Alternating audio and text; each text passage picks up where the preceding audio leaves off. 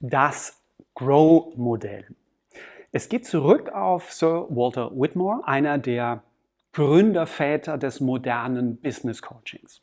Und diese 4 Buchstaben Grow haben einen ganz pragmatischen Nutzen, den ich in ganz vielen Situationen wirklich erfolgreich einsetzen kann.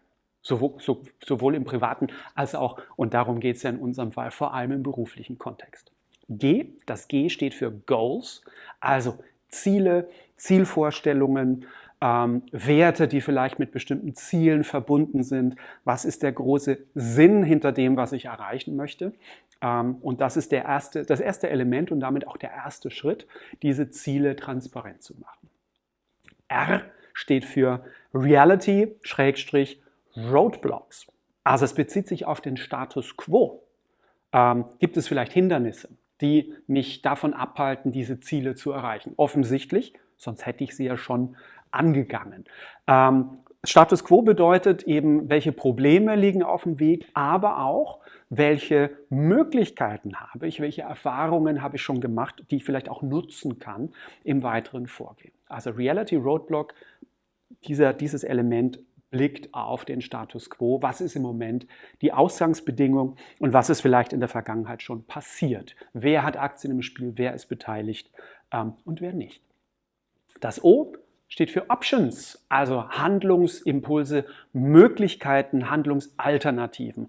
Was kann ich, wenn ich denn den Status quo verstanden habe, also Reality und Roadblocks, was kann ich nun konkret tun, um vielleicht Hindernisse aus dem Weg zu räumen? Also hier wird sondiert der Raum der Möglichkeiten, um danach vielleicht zu fokussieren auf die eine oder andere vielversprechende Lösungsoption. Und der letzte Buchstabe im Grow-Modell ist das W. W steht für Willingness oder auch Way Forward. Da gibt es 2 verschiedene Varianten, aber die gehen wunderbar Hand in Hand.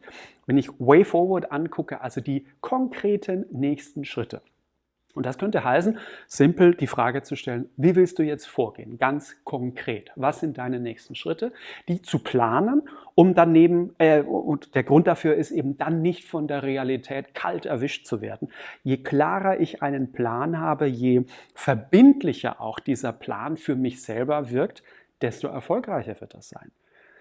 Ihr kennt vielleicht das Dilemma mit guten Vorsätzen in der Silvesternacht, die spätestens in der ersten Januarwoche wieder weg sind, weil sie tatsächlich nie verbindlich in eine Planung kommen, sondern eher als Wunsch formuliert werden, der dann an der Wirklichkeit zerschellt. Traurig, aber wahr. Und das zweite W, was hier noch mit drin gewoben ist, Willingness, da steckt quasi die Frage dahinter, wie stark ist das Commitment? Ist die Energie bei meinem Gesprächspartner oder meiner Gesprächspartnerin ausreichend groß, um wirklich auch jetzt in Aktion zu kommen? Wenn ich merke, die Energie ist nicht da, ist das ein ganz klarer Indikator, dass irgendwas nicht stimmt. Entweder ist das Ziel nicht wirklich attraktiv, wir haben wichtige Elemente bei der Reality, bei der Beschreibung oder Analyse des Status Quo vielleicht übersehen oder die Handlungsoptionen sind nicht die richtigen für die Person. Also das ist, wenn man so will, der Lackmustest. Übrigens nicht schlimm, wenn ich feststelle, dass es an Energie mangelt, weil ich dann nochmal eine Schleife drehe und einfach wieder 1, 2 oder auch 3 Schritte wieder zurückgehe. Das sind die 4 Kernelemente aus dem Grow-Modell. Ein sehr, sehr pragmatisches Modell, das ich wirklich im Coaching verwenden kann.